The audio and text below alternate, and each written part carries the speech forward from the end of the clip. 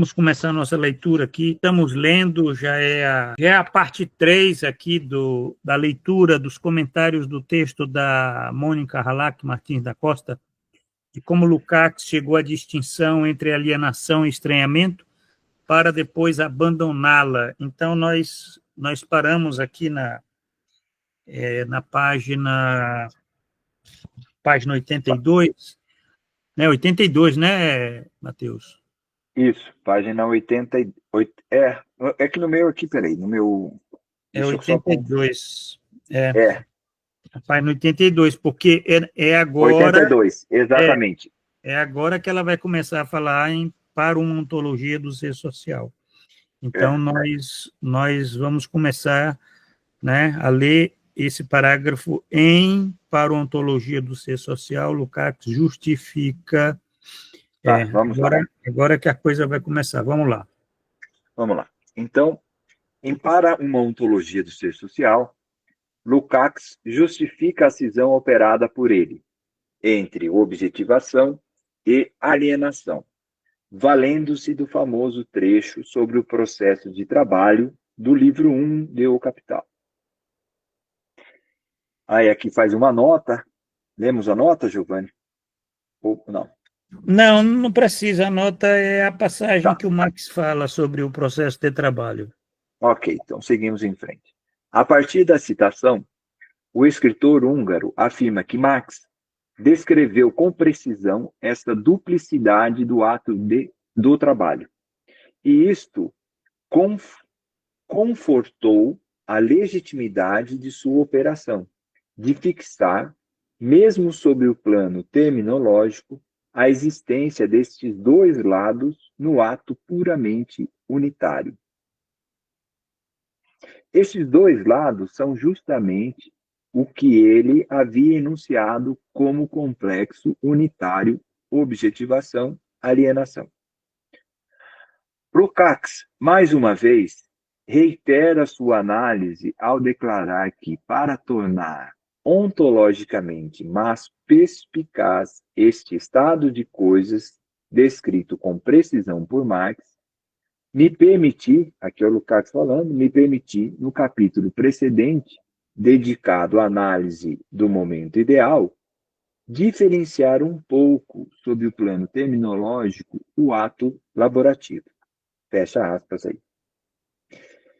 Ele o faz afirmando que, abre aspas de novo para o Lukács, enquanto Marx descreveu com uma terminologia unitária, mesmo ser variada, fecha aspas, ele cindiu, abre aspas novamente, analiticamente em alienação e objetivação, fecha aspas novamente. Vamos prosseguir, fechar mais no próximo parágrafo, a gente comenta. Ok. Lukács identifica, em primeiro lugar, o momento ideal com intenção. Esta, por si só, nada realiza, mas precisa submeter-se ao objeto que quer transformar. Isto é tão verdadeiro para o trabalho material quanto para aquele que visa agir sobre outros seres humanos. Este processo de desantropomorfização é possível porque a relação típica do homem com o mundo é a relação sujeito-objeto, na qual a consciência adquire certa distância da realidade.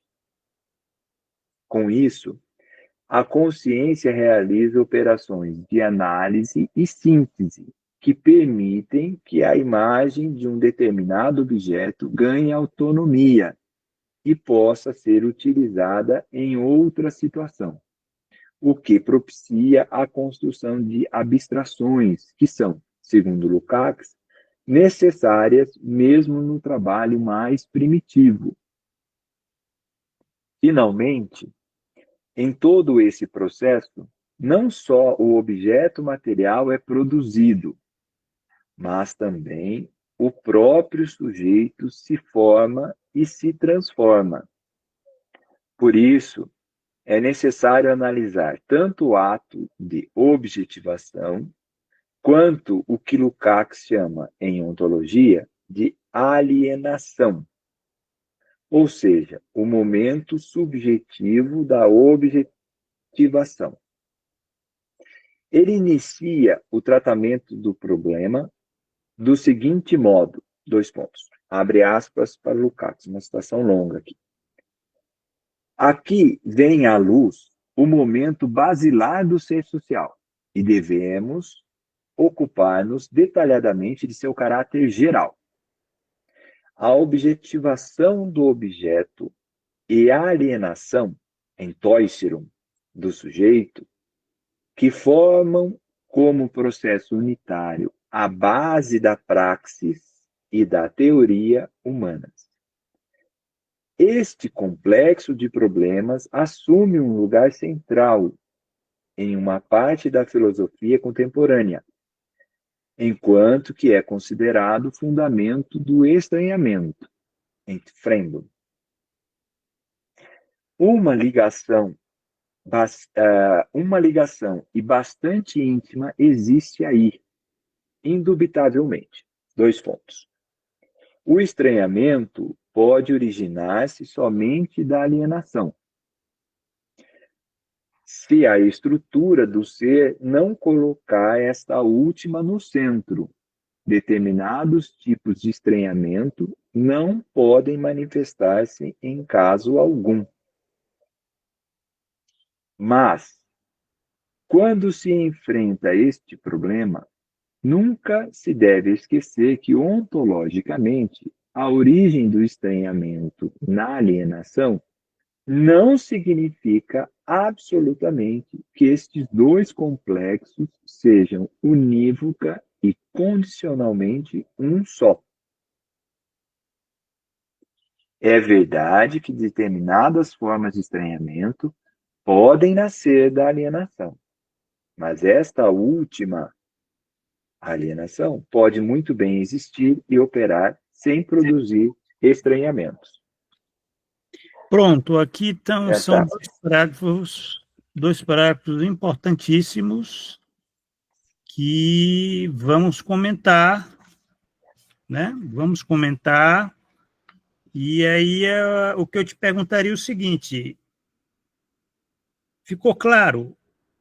Porque aqui tem essa distinção entre alienação, estranhamento, né? Objetivação e alienação. Três coisas, né? Três coisas, exato. Três Aqui coisas distintas. Ficou claro para você? Para mim aqui, o que ficou claro, vamos lá, é o que ela coloca, que objetivação e alienação são duas coisas distintas do ponto de vista das categorias, da abstração, da realidade, mas que formam um processo unitário. E que a alienação pode gerar uma terceira coisa, e aí o estranhamento, que não forma com a alienação um processo unitário, porque pode existir alienação sem a produção de estranhamento, segundo o que está dito aqui por ela, citando Lukács, né? Como Lukács faz essa diferenciação entre Entauserum, Entoiserum e Entfremdung, né? Alienação e estranhamento, ou como você chamou, Entoiserum, como exteriorização, né, Giovanni? Então, aqui ela tenta deixar claro esse momento na ontologia, onde o Lukács faz a diferenciação entre estranhamento e alienação, como coisas que podem estar existindo numa ação ou não, né? Quer dizer, na praxis humana nós podemos ter a alienação e o estranhamento, ou só a alienação, né? Mas sempre objetivação e alienação como um par, né? Unitário. Eu vou colocar o que eu entendo, né? Tá. Porque isso daqui pelo menos há mais de 10 anos que eu tenho um entendimento disso e eu estou muito tranquilo nesse entendimento. Não tem assim, eu não vejo maiores problemas. Às vezes alguns marxistas eles se enrolam com o próprio rabo e sem necessidade. Veja bem, o que o Lukács ele tenta mostrar é que você tem um processo de objetivação, exteriorização. Eu traduziria Entäußerung, né? Por exteriorização, que alguns chamam de extrusão. Quer dizer, tem uma força maior ainda. Por quê? Porque, veja bem, é aquela questão do momento ideal, né, que é necessário para que você tenha um processo de trabalho, né, para que você possa produzir o objeto, né, quer dizer, a produção do objeto não é algo feito assim arbitrário, a objetivação, ela tem esse momento ideal, né? Agora, a produção do objeto, ela já implica num outro movimento, que é a apropriação que o sujeito tem que fazer desse objeto, porque esse objeto ele não é idêntico ao sujeito, né? Não é o sujeito-objeto idêntico, não. O objeto, ele você tem uma dialética aí, uma dialética entre identidade e não identidade entre sujeito e objeto, né? Quer dizer, eu acho muito interessante, eu até utilizo o exemplo assim de isso da própria praxis laboral, mas tá na vida, né? Tá no ato dessa própria produção, inclusive a produção da vida, né? É como você né, você bota um filho no mundo e aquilo é um outro sujeito, né? Não é você, né? Embora alguns pais acham que é. Não, ali você pode ter ali você tem você pode ter uma alienação, né? Porque a alienação, ela nasce né, se origina dessa, né, quer dizer, o estranhamento, né, se origina dessa alienação, que ele fala em alienação aqui, mas o estranhamento se origina dessa forma, né, da exteriorização, que é o modo como o sujeito responde àquilo que ele produziu, que pode ser uma resposta positiva ou negativa, né? Quer dizer, você tem, no caso da tecnologia, é o maior exemplo, desenvolvimento tecnológico. É um trabalho objetivado, mas, tendo em vista as relações sociais de produção, aquilo se volta defronta o sujeito, né? Quer dizer, esse trabalho objetivado, ele é produto da praxis, do processo de trabalho, né? Você tem um momento ideal, onde você tem todo aquele processo da desantropoformização, da abstração, né? Quer dizer, a ciência, que esse é o trabalho objetivado, né? É a produção do objeto, mas você tem um movimento de volta, né? Você tem um movimento de ida e volta. O estranhamento está nesse movimento de volta, está nessa forma de como o objeto é apropriado, ou ele não é apropriado, porque as relações sociais impedem, né? O sujeito está... aquilo se defronta com o sujeito, né? Que é produto do próprio, né, trabalho objetivado. Então, aí é que é o movimento, que é o momento do Entfremdung, né? O Entäußerung, ele é esse movimento de ida, né?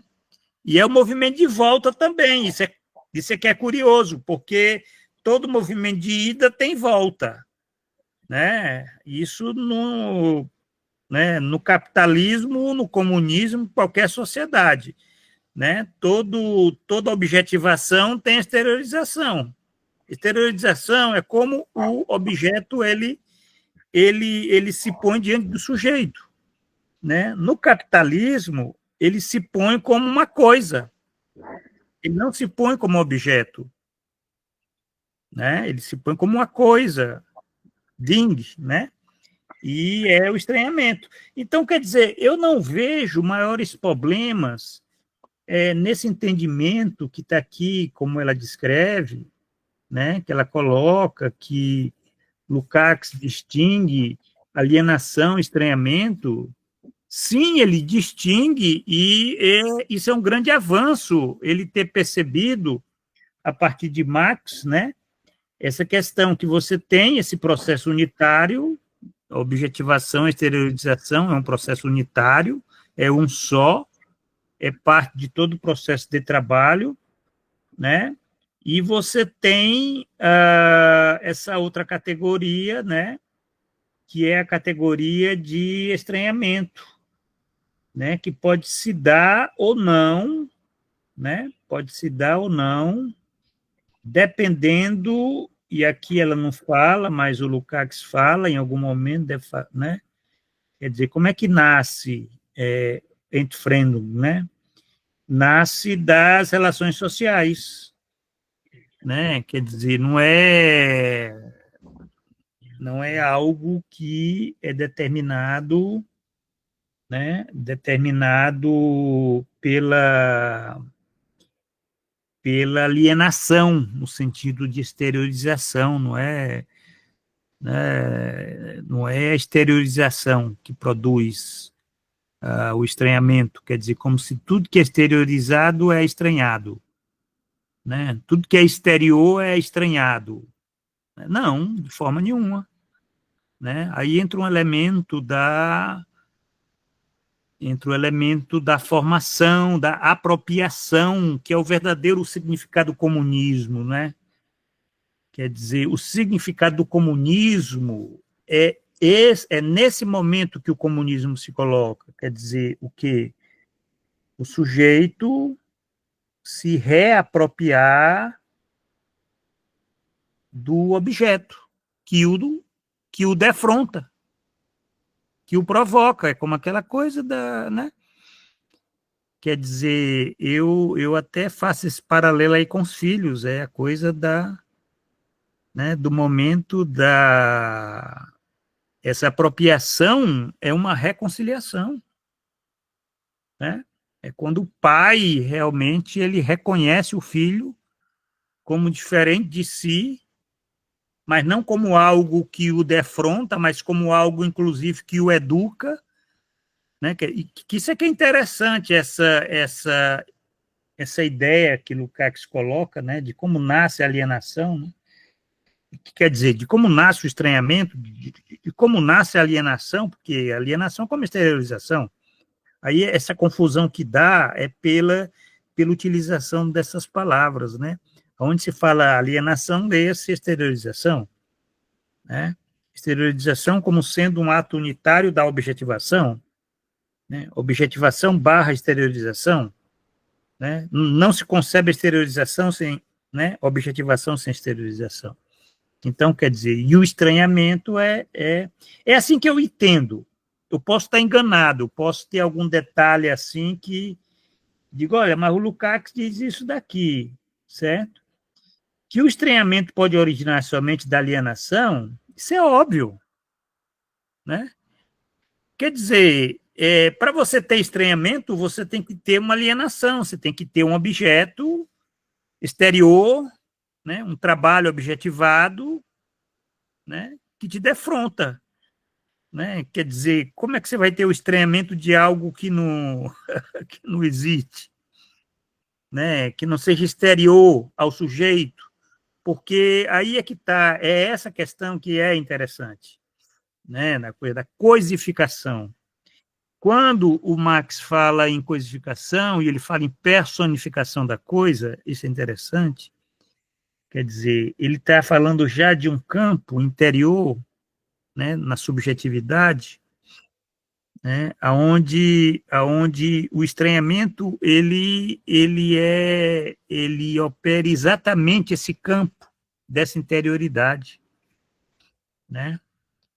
Quer dizer, é nesse campo da interioridade que você tem o estranhamento. O estranhamento ele é porque é exatamente a resposta, né? O que é que eu vou fazer com aquilo que é feito de mim? Quer dizer, eu sou pai, tenho um filho aqui, ó, o que é que eu vou fazer agora? Quer dizer, a questão da resposta, o homem é um ser que dá resposta.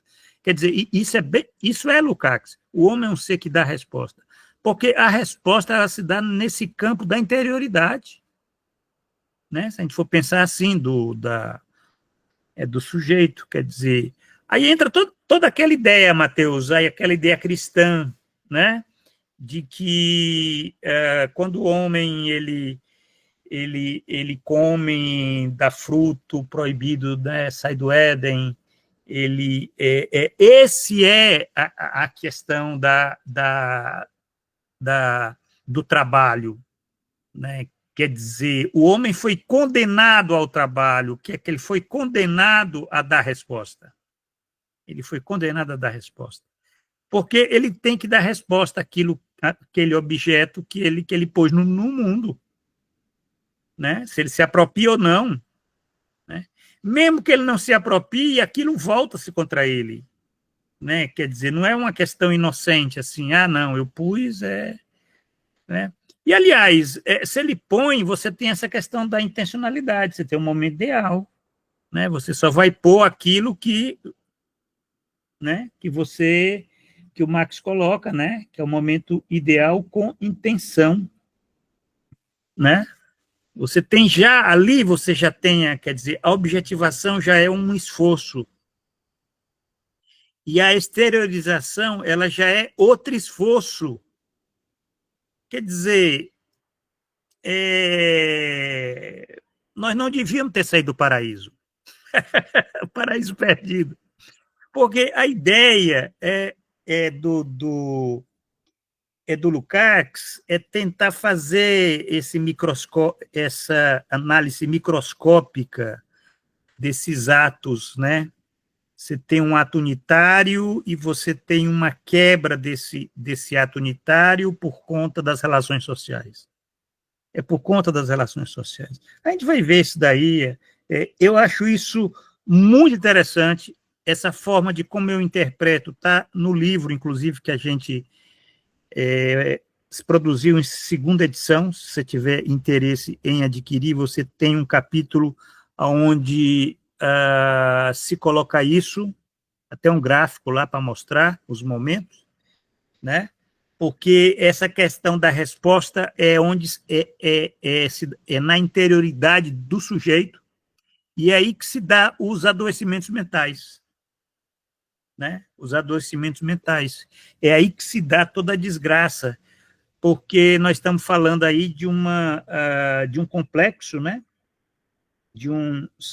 Desses dois complexos, né? Seja unívoca e condicionalmente um só, né? Que, na verdade, é um só esse complexo da objetivação e exteriorização. Né? E o estranhamento, ele tem essa função social. Foi assim que eu entendi. Eu queria ouvir agora você, o que você acha dessa explicação. Ô, Giovanni, eu estou de acordo, e eu tenho uma dificuldade de ver, inclusive, essa não conexão do estranhamento com a ação humana. Para mim, aqui, quando ele diz aqui, o próprio Lukács, né, que é verdade que determinadas formas de estranhamento podem nascer da alienação, mas esta última alienação pode muito bem existir e operar sem produzir estranhamentos. Eu acho, assim, a impressão que eu tenho, isso lendo o próprio Lukács, se a gente pega lá, conversando com o Lukács, que é um livro de 69, de entrevistas, né? Não são essa parte já das últimas, né? Do final da vida dele, que termina em 71, né? A passagem de Lukács, tem lá um trecho, que inclusive também o Mesaro cita naquele conceito de dialética em Lukács, onde ele diz que, onde ele está falando aqui das forças econômicas objetivas, o trecho assim, eu vou ler para que fique claro o que eu estou dizendo, né? Ó, duas citações de suas obras podem ser contrastadas uma com a outra, como ponto de partida. A primeira enfatiza, em um tom dramático, que o resultado das forças econômicas objetivas, que entram dialeticamente em conflito umas com as outras, é aberto. E no que diz respeito à humanidade, tudo depende de qual das alternativas opostas é realizada pelo próprio homem. Se o resultado desse... Aí abre aspas para o Lukács. Se o resultado desses determinantes objetivos é o nível mais alto da humanidade ou o máximo da inumanidade. Isso depende de nós. Depende dos seres humanos. O desenvolvimento econômico não produz isso por conta própria. Fecha aspas. Então, essa questão, né, quando a gente pensa aquilo que você estava falando, o homem como um ser que dá respostas, né, esse ser que responde ao mundo através do trabalho, aí o salto ontológico, né, esse trabalho, para mim, parece que o estranhamento ele aparece já nesse primeiro momento como uma contradição ao próprio processo de humanização. Né? Existe nesse processo de humanização do ser social, que está surgindo ali ontologicamente, e se humanizando, e se diferenciando dos seres inorgânicos, essa produção de uma humanização que, ao mesmo tempo, em contradição, pode produzir o seu avesso, pode produzir o estranhamento. Né? E, de alguma forma, me parece que esses atos eles estão já desde o começo ali, né? Essas possibilidades, né? Elas aparecem ali desde o começo. Então, eu tenho dificuldade de separar, né? Porque eu consigo ver aqui, quando esse trecho que eu li, assim, o nível máximo de humanidade e o nível mínimo, como se fosse uma linha, né? Sei lá, uma linha, uma reta que vai de A a B, onde A é a humanidade e B a inumanidade, como ele chamou aqui, né? Não a desumanidade, mas a inumanidade, ele chama. E que a gente transitasse entre esses pontos, entre A e B, né? De forma, produzindo a nossa praxis, nos humanizando, porque ele fala que depende de nós mesmos, da nossa ação, né? Então, ou nós produzimos mais humanização ou menos humanização, né? Mas nós sempre estamos produzindo tanto um quanto o outro nas nossas ações, né? Porque elas não são em si abstratas, sem determinações, né? Puras, né? Numa essência pura que é ou bom ou ruim, né? Totalmente bom ou totalmente ruim. Não, ela é derivada do movimento dos processos históricos de complexos que estão interagindo. E aí é muito difícil essa pureza, né? De você ser isso ou ser aquilo e não estar contido nessas ações as suas contradições. Então, para mim, fica difícil pensar alienação sem estranhamento. Eu não sei se eu fui claro, Giovanni, mas... Não, agora, quando você fala alienação, você está falando o quê? Do que você chamou de exteriorização, né? Esse complexo de objetivação. Agora, você acha difícil pensar exteriorização sem estranhamento? Num grau menor ou maior, mas o estranhamento sempre presente. Num grau menor ou maior. Certo. Como uma gradação. Como o Lukács diz no texto dele, produzindo mais ou menos humanidade. Percebe? Exato. Isso coloca uma questão, eu não sei se a gente avançando, ela vai desvendar essa questão, porque a gente já está começando a verificar, né? Vamos dizer, a gente está numa análise microscópica, a gente fez uma análise desse ato unitário, que é a objetivação e exteriorização, o processo de trabalho, aquilo que está lá no Marx. O Marx ele fala né, essa questão lá da prévia ideação, do por teleológico, que põe em movimento séries causais, tal, essas coisas todas. Isso daí é o trabalho, é o modelo da praxis social. Agora, aí chega esse personagem que é estranho, que é o estranhamento, né? Quer dizer, nesse cenário, né?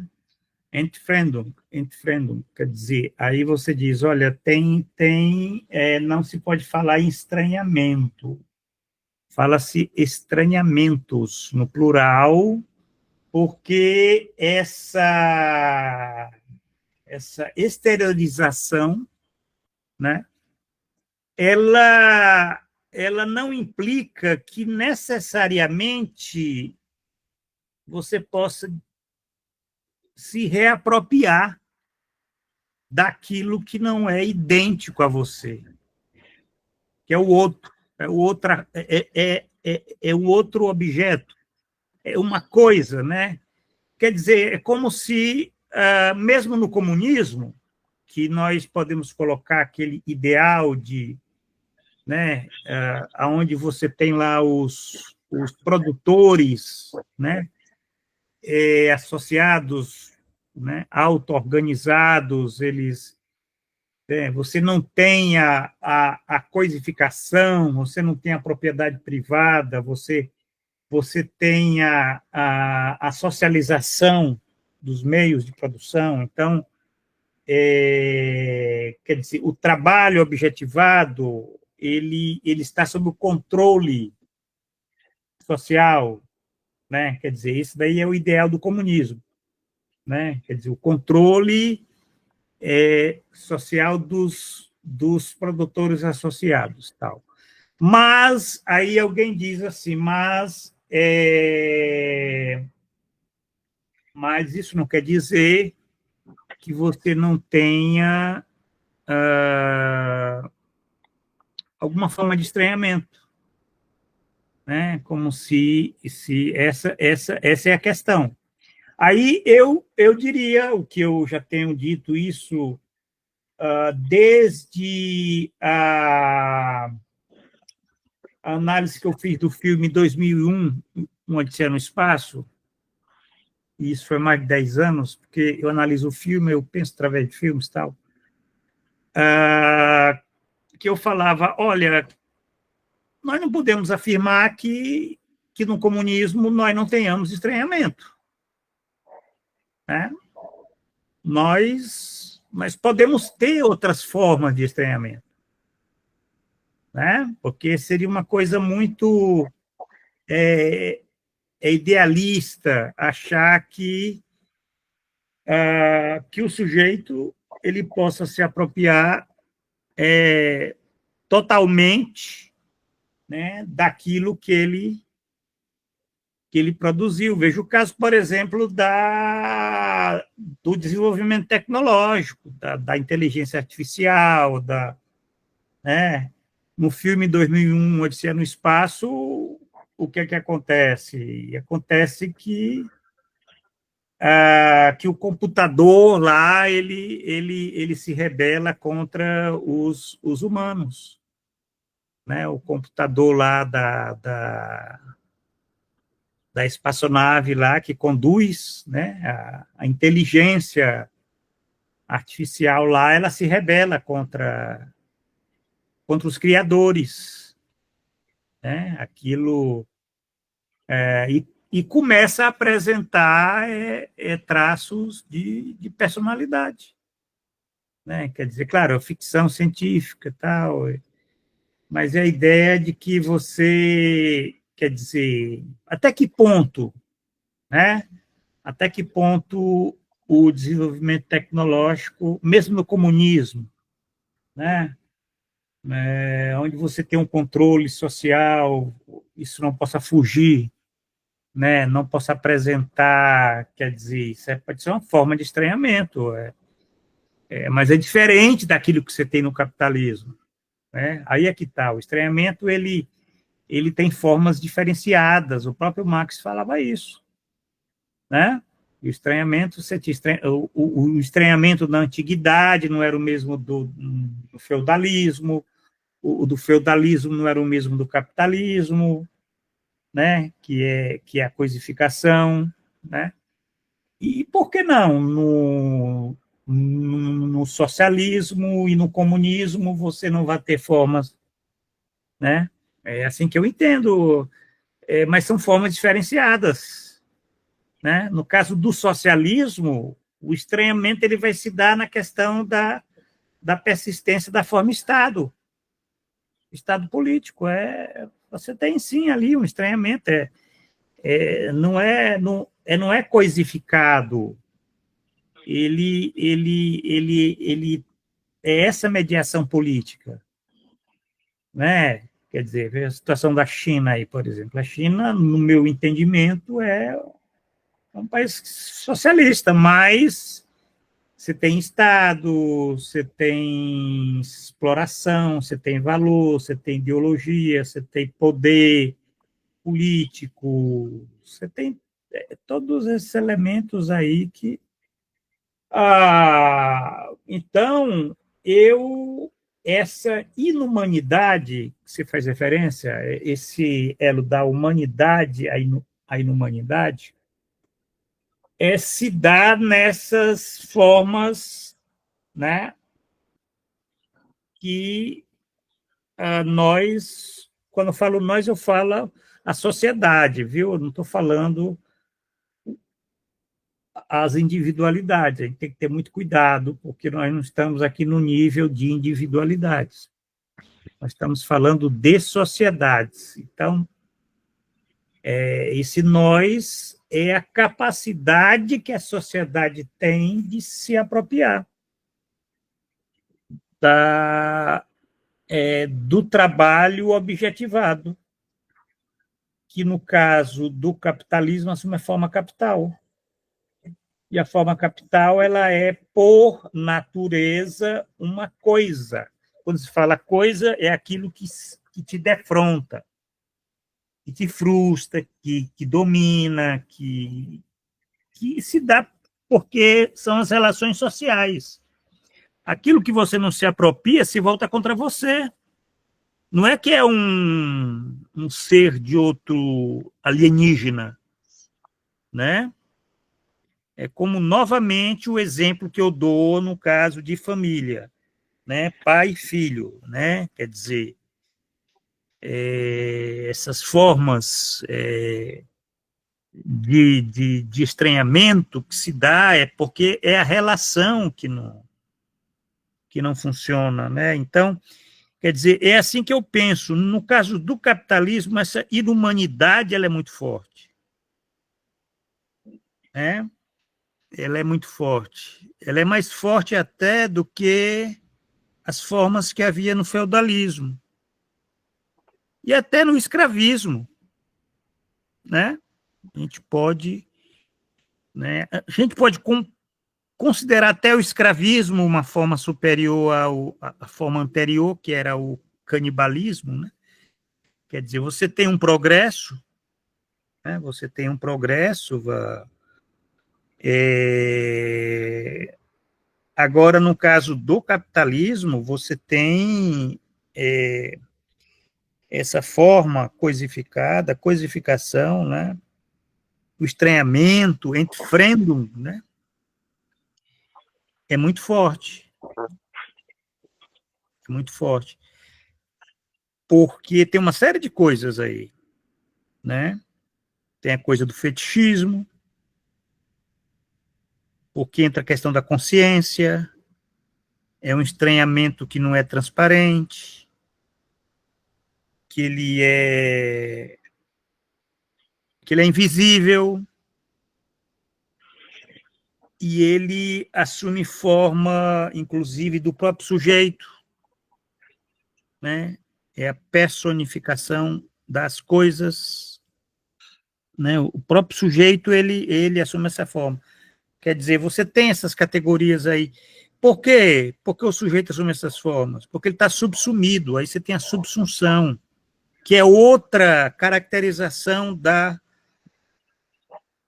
coisificação. Quer dizer, a coisificação ela tem uma natureza, e aí o Tairaco, o Marx, se a gente organizar isso, né, de forma microscópica, né, a gente vai vendo essa natureza dessas relações. Quer dizer, como essa relação social ela produz esses desvarios, entendeu? Quer dizer, pela forma capital. A forma capital, ela é uma forma que não tem existência em nenhuma outra época da história, né? Quer dizer, nenhuma outra época da história você pode lidar com, por exemplo, trabalhadores livres, né? Quer dizer, somos livres, é a coisa da liberdade, né? Do salário, no sentido de que, quer dizer, essa ideologia, ela mostra que essa resposta que o sujeito dá, ela se encontra uma série de obstáculos que são ideológicos, né? Eu penso assim, quer dizer, o estranhamento no capitalismo ele aparece como coisificação, né? Como fetichismo e como subsunção, são os três nomes aí do estranhamento, né? Que está por trás de todos os elementos aí né? Inclusive nos adoecimentos, se a gente for lidar com essa questão das individualidades, estamos falando de sociedades, mas a sociedade se comporta por indivíduos, né? Indivíduos que estão subsumidos a essa forma social, né? Então, o Marx, ele mapeou as condições em que pode se dar a praxe emancipatória, né? Quer dizer, só a partir desse mapeamento que você não tem, quer dizer, você tem uma contradição aí. E a gente já sabe disso, né, Matheus? Porque a gente lembra aquele livro lá do Paulo Silveira, e que você tem contradições nessa relação entre a coisa e a pessoa, certo?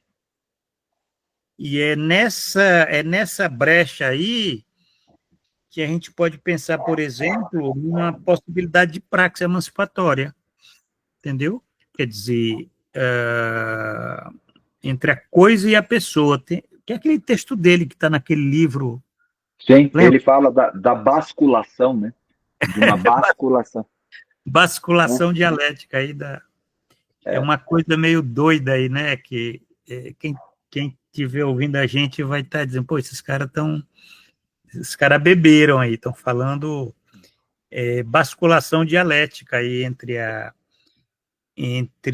a pessoa, né? Quer dizer, porque o capitalismo ele desenvolve a personalidade, a individualidade pessoal. Isso é que é interessante. Ele é contraditório, né? Quer dizer, ele desenvolve, mas ao mesmo tempo que ele desenvolve, ele esmaga, né? Ele frustra, ele aliena, ele defronta. Quer dizer, essa é a contradição viva que isso é que é interessante. E é nessa brecha aí que você tenha aqueles elementos que a gente pode pensar a praxe política. A praxe política, porque a emancipação é política, né? Quer dizer, é política na medida que é social, né? É uma politicidade que que não é estranhada, é emancipação social. Mas é muito complexo isso, porque vai depender de capacidades formativas da classe, né? Entra o elemento da classe aí, uma classe capaz de hegemonia. Aí entra o discurso aí gramsciano, que você sabe que eu encontro em Gramsci o elemento para preencher essa, né, quer dizer, uma classe capaz de hegemonia, classe capaz de formar estados, porque, na verdade, quem faz a história são os estados. As histórias não são feitas estados, estado político. Né? Hoje em dia está muito na cara a questão aí da geopolítica, como é que se anda aí Estados Unidos, China, Rússia, a gente só fala em estados. Mas esses estados, eles foram formados, eles são produto de processos políticos, de classes, infrações de classe, de blocos históricos, e a história é feita pelos estados que se enfrentam, que se guerreiam, estados que têm projetos de civilização, entendeu? Como isso é que é interessante, a gente sair de uma discussão ontológica para uma discussão geopolítica, né? Porque geralmente você não vê isso nos marxistas ontológicos lukácianos de gabinete aí, que eles ficam naquela discussão fina, interpretando o texto e tal, mas eu não vejo muito sentido a gente ficar fazendo essas coisas, não. A gente tem que ir para o campo que a gente opera, né, que no caso é psicologia social, né, a ciência política, no sentido gramsciano, né, quer dizer, a ciência da política, e a política como pensando a questão, a arte, né, a arte do poder, né, do poder de criar, né, novas formas sociais, né. Então é isso. Bom, eu acho que não dá mais tempo, mas a gente avançou para caramba. Essa parte do texto da Mônica ela provoca muitas reflexões interessantes. Na próxima semana a gente vai, na página 83, né, a gente vai avançar mais, continuar nesse tema aí da alienação, do estranhamento, que é muito pano para manga, para pensar da psicologia social até a geopolítica, só para você ver aí, passando pelo metabolismo social, né, aquilo que você está escrevendo aí, pela sociedade civil, né? Sociedade civil, quer dizer, é onde se dá o metabolismo social, que se dá na sociedade civil, né? No conceito de Gramsci, né? Onde é a materialidade das disputas de hegemonia. Disputa hegemônica. A cabeça dele é a política, certo? A cabeça do Gramsci é a política, mas alguns gramscianos são politicistas, eles ficam naquele nível só da política, mas a política, ela é o meio, ela não é o fim, né? Para nós, a gente fala da política como meio, né? E a gente também entende a política a partir de uma perspectiva ontológica, né? O Carlos Nelson Coutinho vai chamar o trabalho do Gramsci de uma outra ontologia, como a de Lukács. Chama de ontologia. Isso que é interessante, né? Que falta, né, rapaz? Faz um intelectual que poderia ter dado mais aí, mas as tragédias brasileiras são muitas. Mas é isso. Eu acho que na próxima encontro aí a gente continua a partir da página 83.